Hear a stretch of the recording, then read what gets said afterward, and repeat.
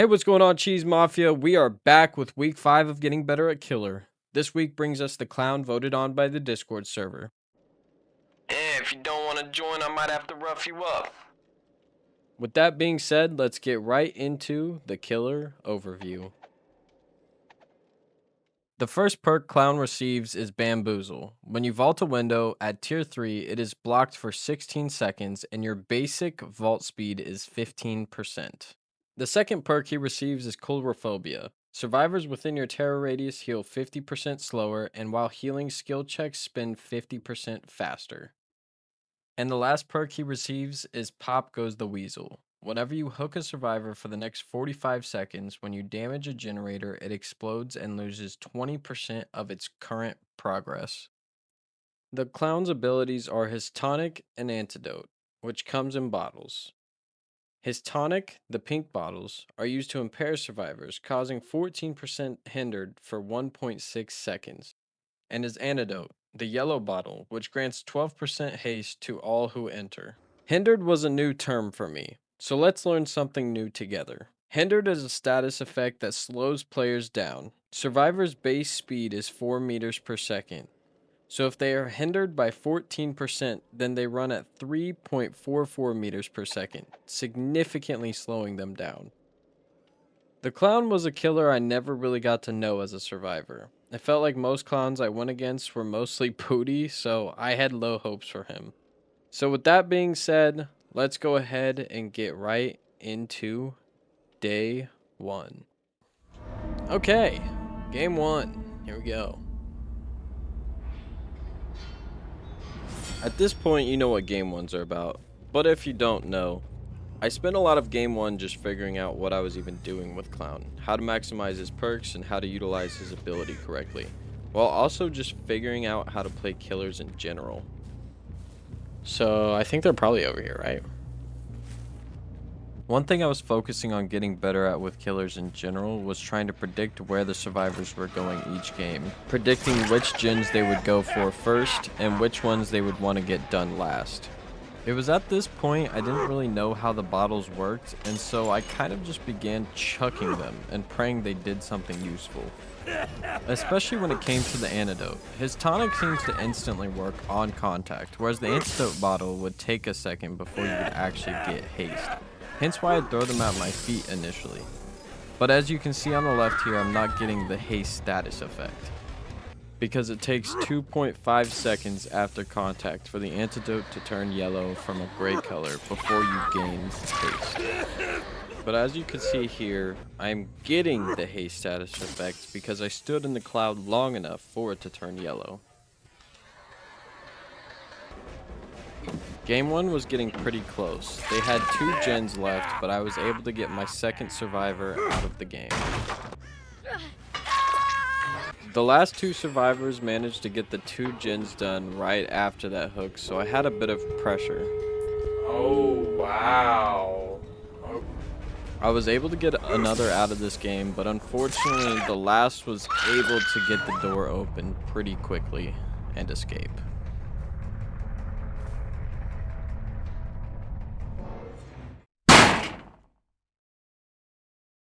Game 1 was out of the way, and honestly, the fact that I didn't even really use the clown's ability right and still getting the win, I had high hopes, but high hopes tend to come with a cost of heavy disappointment. Let's see what happens in game 2. But before that, shameless plug time! Have you ever thought to yourself, I need a new YouTuber to watch, and oh, I need to watch somebody's Twitch stream today? Well, probably not, but you should follow me anyways, it's free. I'm on the road to 1K on all platforms by the end of 2026, hopefully. So go follow the Twitch, YouTube, and TikTok for more Cheese Mafia content. With that out of the way, let's get right back to the video. Game 2. Here we go. Dang, that dude got a belly on him. I was starting off game 2 with the same mistakes as game 1, throwing the antidote at my feet and not getting haste. Oh my gosh, I got spun. I'm unsure why it was so hard for me to realize I wasn't getting haste, and honestly, I didn't realize I wasn't getting it until someone from my chat told me otherwise. But that wasn't even from this game. They told me in game 3, so I went the entirety of game 2 without realizing I wasn't even getting haste. So make sure to stop by the streams to help me out with basic mistakes like this. I think that was one of my main downfalls for this game. Honestly, I was just wasting many of my bottles on the antidote when I wouldn't even actually get use from the haste effect. Which meant I was just relying on my chase skills again, instead of utilizing the killer's ability, which 8 times out of 10 is a bad idea. I got to the point where spamming seemed like the best option, just chucking tonic after tonic to make sure the survivor would be trapped in it. Game 2 really did come down to the fact I wasn't using my ability correctly, because this is what you get when you solely rely on chase ability. At least as a noob. Oh my gosh, they're down to 1 gen. Yeah, 1 gen left and 4 hooks. You could see where this was going. They managed to get 4 out in probably one of the worst games I'd have as the clown. I had to make sure this didn't happen again. Ever. Again. Wow, toxic. Toxic. Oh my. With game 2 out of the way, I knew something needed to change. That's when I decided to use what became my 2 favorite add-ons. Cheap Gen Bottle and Cigar Box. Cheap Gen Bottle increases the haste effect from 12% to 15%, while Cigar Box allowed me to see the auras of survivors within 6 meters, basically allowing me to become a hunting machine. With that being said, let's get right into Game 3. Groaning Storehouse.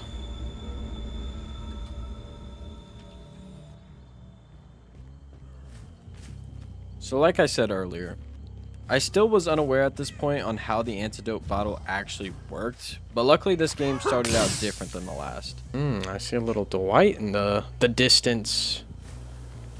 I see you, buddy. Think you're tough stuff, huh? There we go. I was able to get Dwight down pretty quickly, and then shortly after, that's when someone decided to finally chime in my antidote usage. You have to wait when using the yellow bottle? Oh, so I don't get haste like immediately? So I can't just like throw it at my feet? Let's see. As you can see here, the antidote bottle hits the ground, explodes into a gray cloud that then turns yellow 2.5 seconds later. Standing in this yellow mist is when you will gain your haste status effect. Oh. With this new information, I was able to come up with a new strategy that would help me for the future games. Not claiming this as my own, this is probably what you are meant to do, but basically throwing the bottle ahead of where you will be, allowing yourself to walk into the mist as it's turning yellow to gain the haste effect and catch up to the survivor. The other thing I'd focus on mainly would be throwing the tonic down on windows or pallets to force survivors to either flee from that loop or step into the mist and be slowed down, where I would most likely catch up to them anyways.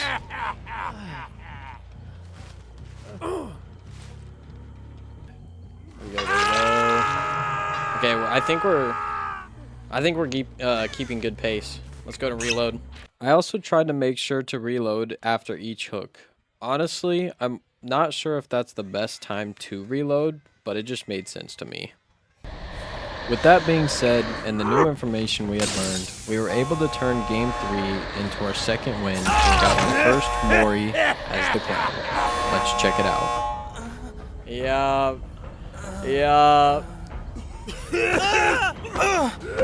There we go. First Mori.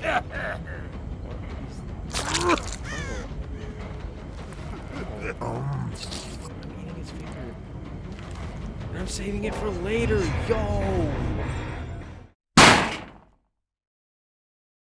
I felt like I had most of the strategies I needed to be successful with the clown. It was just time to master them. With only game 4 and 5 left in day 1, I was ready to end day 1 with only 1 loss. Let's see if I can make that happen though. Okay, game 4. Oh, Raccoon City. Okay, let's go ahead and get some distance here. Alright, where are we thinking they're at? I started using the antidote to traverse the map, throwing it ahead of the direction I wanted to cover. I'd be careful abusing this though, because you might get into a situation where you wanted the bottles, but you used all of them on getting around the map, and you have none left for chase, unless you reload.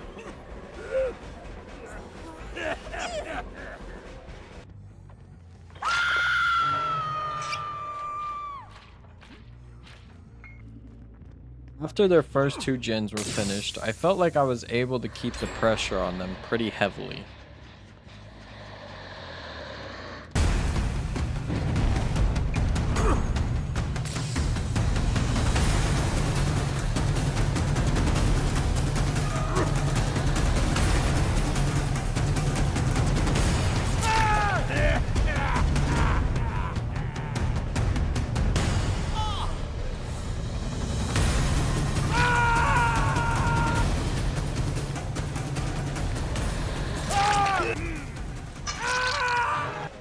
I was able to play a lot of gen defense due to my antidote bottle speeding me up.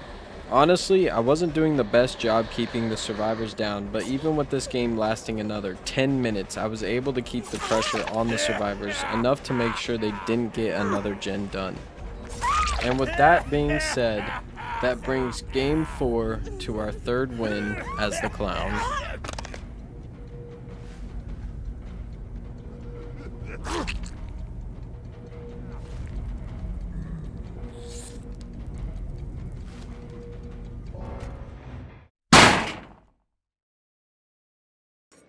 With one last game in day 1, I wanted to be a little bit toxic and bring some visceral add-ons and the Mori offering just to see how badly we could mess up these survivors.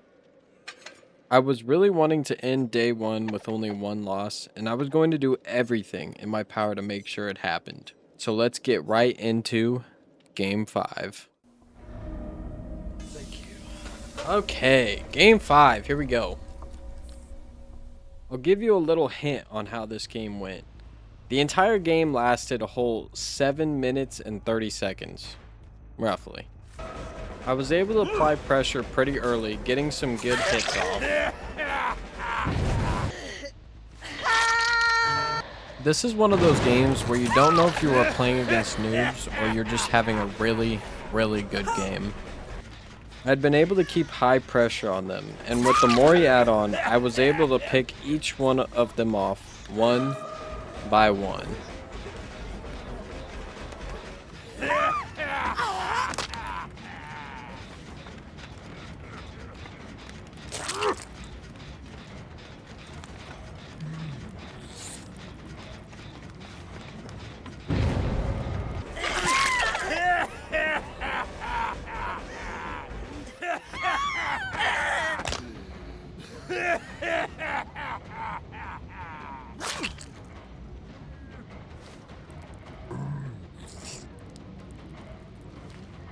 It seemed this game had been so devastating that the survivors had just given up, solidifying day 1 with 4 wins and 1 loss.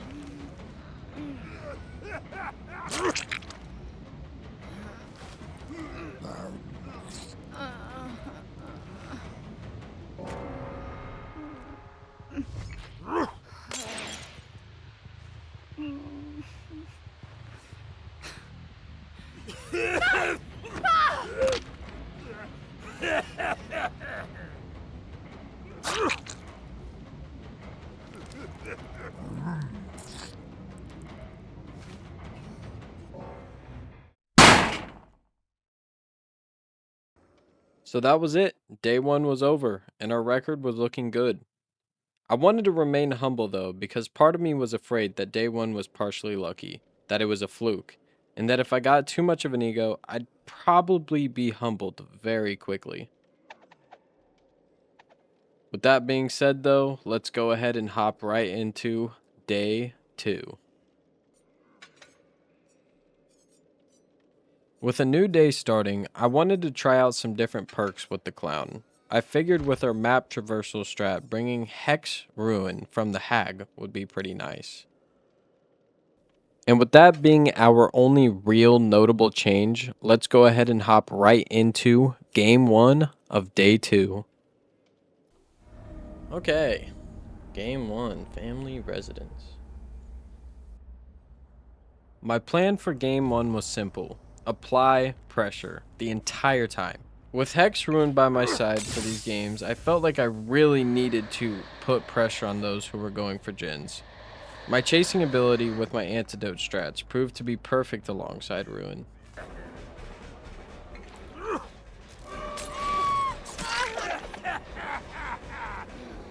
They did manage to get a gen done pretty quickly, but I was able to get nearly 3 more hooks by the time they got their second gen done.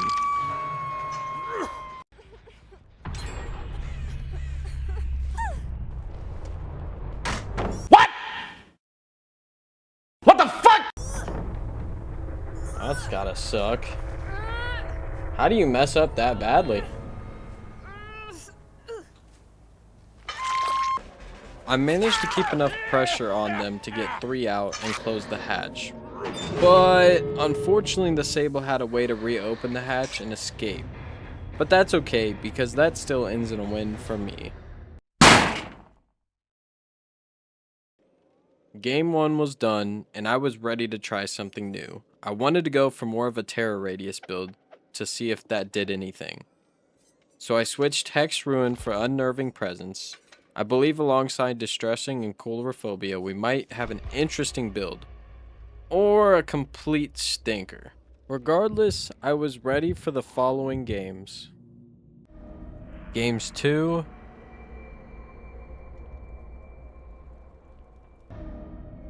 3,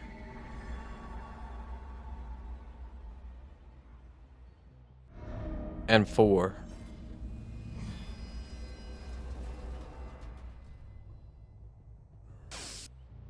I grouped these games together because they all felt the same. I think I've reached a point where I mostly knew what to do with the clown. From using my antidote to traverse the map, and stay and chase, to try to throw the tonic on pallets and windows, ideally limiting looping, and trying to predict where the survivors were headed, while utilizing different perks to my advantage. Game 2, 3, and 4 all kind of came down to the same thing.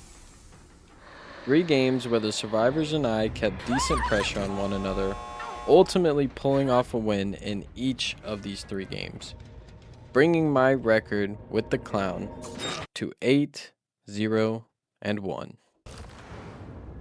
One more game left with the clown. If I managed to pull off this win, clown would hold the highest win-loss record we currently have, beating the huntress sitting at 83%. One win is all it takes. One win to have a near perfect record. Let's check out Game 5.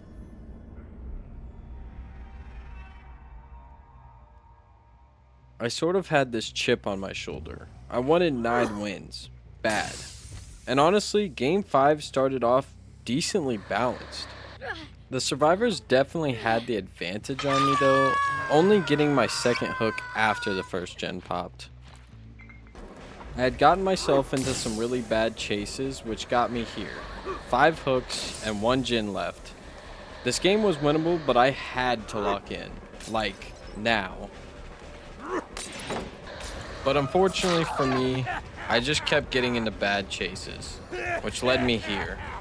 No kills, all gens done, and barely any hope to pull off a 90% win rate with the clown.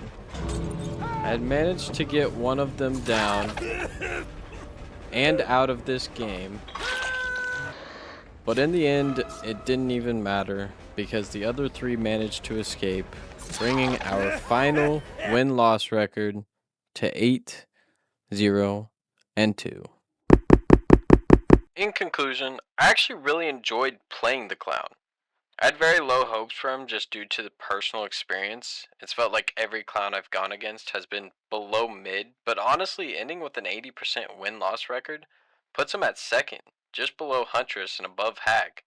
Moving Nurse out of the top 3 With that, let's go ahead and get into the grades. Honestly, I think the clown is a very solid killer. I don't think he's the best of the best, and maybe I'll view him differently down the line, but as of now, these are the grades I give him. And with that being said, our final ranking of the clown is A tier. I think maybe I could put him at B tier, maybe high B tier, but I think A tier fits him perfectly right now. And one last thing before I hop on out of here. Our current overall killer record is, and total win percentage, which is 66%, 3% up from last video. Hey, if you're still here, I'm assuming you're enjoying the video. So why don't you go ahead and like and subscribe? That's all free. It helps out the channel. Maybe I can make more of these videos. Maybe make other videos. Yeah, go ahead and like and subscribe. Watch the last video. Watch the next video. Wait for the next video to come out. It's gonna be exciting, probably. So yeah, enjoy. Like and subscribe. Okay, I'll stop talking. Just vibe to the music. My aunt made this. Okay, wait, no, I'm for real gonna stop talking now. But go check out our YouTube. Okay, peace.